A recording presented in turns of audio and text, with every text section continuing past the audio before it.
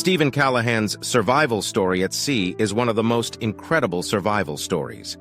In 1982, he set out on a solo sailing journey from the Canary Islands to the Caribbean in his small sailboat named Napoleon Solo. 7 days into the voyage, his vessel was badly holed by an unknown object during a night storm and began to take on water. Despite his efforts to pump out the water, the boat was sinking, and he had no choice but to abandon ship. With only a few supplies salvaged from his sinking boat, including a life raft, emergency food rations, a small spear gun, and a solar still for water purification, Stephen found himself alone in the middle of the Atlantic Ocean, approximately 450 miles from the nearest land. Facing the daunting reality of his situation, Stephen knew he had to ration his supplies and make them last as long as possible. He calculated that it would likely take him months to be rescued, assuming he survived at all.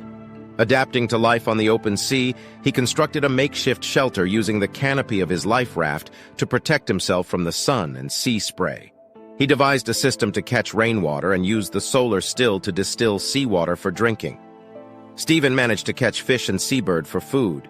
Despite his resourcefulness, the harsh conditions took a toll on his body. He suffered from malnutrition and severe weight loss. His skin became covered in painful sores, and he struggled with the constant exposure to salt water, wind, and the scorching sun. Throughout his ordeal, Stephen never lost hope. He kept himself occupied by reading the survival manual, thinking of ways to improve his situation, and documenting his experiences in a journal.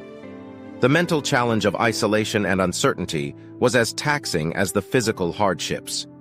Weeks turned into months as he drifted aimlessly across the Atlantic. But then, on the 76th day of his journey, his perseverance paid off when he spotted the outline of land on the horizon. Stephen had drifted approximately 1,800 miles and had reached the small island of Marie-Galante in the French West Indies. Upon landing, he was greeted by locals who provided him with much-needed food, water, and medical assistance. Stephen's incredible story of survival and self-reliance quickly gained international attention. Stephen Callahan's remarkable resilience and determination in the face of adversity have made him an inspiration to many and a testament to the strength of the human spirit.